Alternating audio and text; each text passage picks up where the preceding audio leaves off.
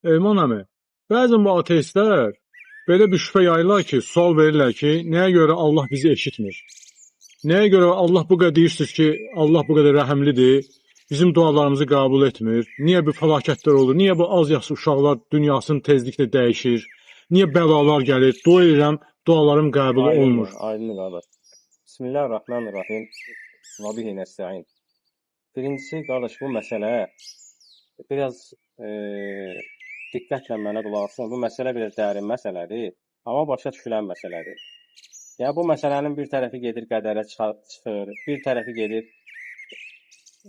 qeyb aləminə çıxır, insanın Allahın qədərlərinə təslim olmağına çıxır. Allahdan istəyirəm ki, dediklərim düzgün anlaşılsın. Çünki mövzu çox həssas.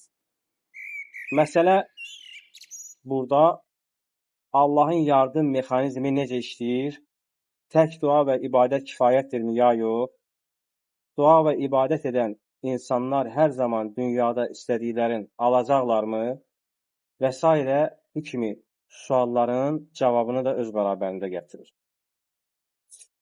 Əvvəla, bax, belə bir düşündürücü sual qoyaq. Suala cavab verməyə sualla başlayaq. Bu qədər zülmü, ədalətsizliyi, dünyanı qan gölünə döndərən kimdir? Hə? İnsan, düzdür? Fikir verin, ateistlər çox vaxt elmdə, texnologiyada, inkişaf etməkdə və s. bütün yaxşı şeylərdə həmişə insan deyirlər. Elmi nailiyyətlərdə həmişə insan deyirlər. İnsan aya getdi, insan filan şeyləri icad elədi və s. Amma nədənsə insanların xətalarına gələndə, ziyanlarına gələndə Allahın üstünə atırlar. Burada artıq ateizmin ədalət tərəzi pozulur. Aydındır. Və Allah Teala Quran-ı Kərimdə buyurur ki, sizə baş verən müsibət öz əllərinizlə qazandığınız günahların ucbatındandır. Yəni, bu barədə Allah Teala Quran-ı Kərimdə nə qədər ayələr var. Belə bir misal çəkmək istəyirəm. Hesab edin ki, qardaşlar, girmişsiniz qaranlıq bir otağa, qapı pəncərənin hamısını kip bağlamışsınız. Və deyirsiniz ki, günəş mövcud deyil, günəş yox. Olsaydı, mənim otağıma işıq saçardı. Allahın nuru da yardımı da eyni ilə günəş kimidir.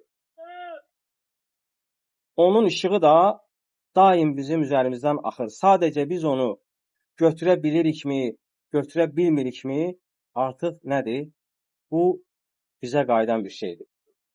Bu artıq bizim işimizdir. Və götürə bilmədiyimiz təqdirdə, mənimsəyə bilmədiyimiz təqdirdə deyirik ki, Allah Subhanahu Taala bizim dualarımızı qəbul eləmir, bizi eşitmir. Ona görə bu məsələyə belə yanaşmaq düzgün deyil. Allah insanlara, qardaş, ağıl və azad seçim verir. Və biz qapı pəncərəmizi bağladığımız təqdirdə Allahın yardımı o qapını sındırıb içəri girən deyil. Yəni, Allahın yardım etmə mexanizmi belə işləmir. Fikrimi çatdıra bildim sizə. Və bəzən Allahın yardımı, fürsətlər insanın qapısını döyür. Amma Adəm övladı o qədər başı tamaha, şəhvətə, əyləncəyə, qəzəbə, dünya malına, insanı həqiqətlərdən uzaqlaşdıran eşq şirətə qarışır ki, onun qapısına gələn fürsətləri görmür. Onun qapısını döyən fürsətləri eşitmir. Necə ki, adi baxın, elə bir elementar misal çəkək. Başı telefona qarışıb yeməyini yandıran və yaxud dərslərini oxumayan bir tələbə kimi. Baxmayaraq ki, valideynlər çığır, bağır salır, yenə görürsən ki, uşaq öz bildiyindən geri durmur. Və gələcəkdə də bəlkə bir gün sonra, bəlkə bir il sonra, bəlkə 10 il sonra nədir? O boşluğunun ağrı acısını həmin insan hiss edəcək. Valideyn hətta çığır, bağır salsa belə görürsən ki, insan övlad düzəlmir.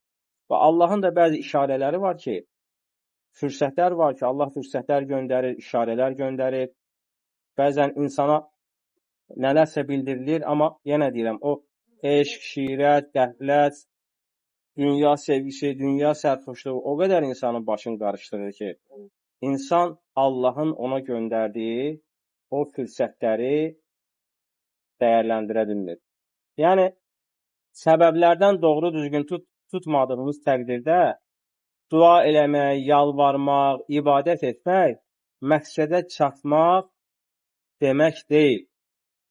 Biz səbəb qapılarımızı bağlı saxladığımız təqdirdə yalnız ibadət etməklə Allahın yardımına heç vaxt qovuşa bilmərik.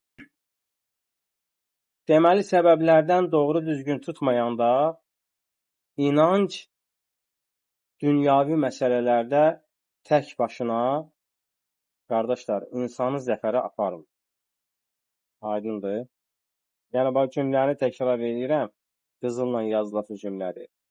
Səbəblərdən doğru düzgün tutmayanda inanc, sadəcə inanc, yəni içindəki dua, ibadət, dünyavi məsələlərdə tək başına insanı zəfərə və uğura, nailiyyətə aparmır. Yəni, Allahın yardım mexanizmi belə işləmir. Ona görə Allahın yardım mexanizminin necə işlədiyini dərk eləməyənlər çox vaxt, məsələn, misal gətirirlər ki, Allah Taala İsmail Peyğəmbəri kəsilməkdən qurtarmaq üçün qoç göndərdi. Amma, məsələn, Qəzzada minlərlə, bəlkə də 10 minlərlə uşaq öldü. Allah Taala onları niyə xilas eləmədi? Bu, əslində yardım mexanizminin necə işləməsini dərk etməyənlərin savadsızlığından irəli gələn bir sualdır. Məsələn, bax, İslamda Uhud döyüşü olur. Ona görə də alimlər Uhud döyüşünə toxunanda belə bir cümlə qururlar. Uhud səbəblərdən doğru düzgün tutmayanların ibrət alması üçün bir zəfərdir. Nədir? Məğlubiyyət deyil. Əslində, Uhud döyüşündə müsəlmanlar uduzublar. Uhud döyüşündə. Uduzublar. Amma səbəblərdən doğru düzgün tutmayanların ibrət alması üçün, dərs alması üçün Uhud bir zəfərdir, məğlubiyyət deyil. Bir müsəlman öz kiçik bir aləmini abad etmək üçün səbəblərdən düzgün tutar və Allah ona yardım edər. Və kiçik bir kəndçə ailəsinə ruzi aparmaq üçün dua edər, ruzisini qazanıb evinə gedər və sən Allahı bu kiçik məsələdə ona yardım etdi görərsən, o insana. Və başqa bir misal çəkək. Digər bir toplu bir şirkəti idarə edən bir müsəlman səbəblərdən doğru düzgün tutmaz, şirkəti, cəmiyyəti, xalqı çökəltər. Hansısa bir sərkərdə və siyasətçi yanlış qərarları ilə böyük bir qoşunu qırğına aparar. Və sən Allahı bu qədər zülmün qarşısını almadı görərsən. Aydındır. Həmçinin insanı həyatda diri tutan, yəni Allah bəlalara niyə yol verir, niyə qarşısını almır? Bunun başqa bir cavabı da var. Yəni, dedi ki, insanı həyatda diri tutan çətinliklər və imtihanlar və bəlalardır. Və s. bunun kimi şeylərdir. Nə qədər insan var ki, onun həyatı çətinliklərdən keçdiyi üçün düzəlib, o insan adam olur. Nə qədər insan var ki, xəstələnməsəydi, nə qədər nəfəsə çıxardardı. Elə deyil. Nə qədər hadisələr olur ki, insan sonradan başa düşür ki, yaxşı ki, Allah verməyib, yaxşı ki, Allah əlindən alıb və s. Yəni, çətinliklərin, sıxıntıların insan həyatını xeyrə doğru dəyişdirdiyinə dair elə ateistlərin kitablarında nə qədər dəlillər var. Müxtəlif dəlillər var. Və bəziləri deyir ki, 7 rəyli göy qurşağın görmək üçün mütləq yağışın fırtınasına, islanmağına səbr eləmək lazımdır. Çətinliklər özü insanı islah edir. Bəziləri buyurur ki, məni öldürməyən bütün şeylər hamısı neynədir? Məni daha da gücləndirdi. Yəni, çətinliklərin də, bəlaların da, xəstəliklərin də belə bir hikmətləri də mövcuddur.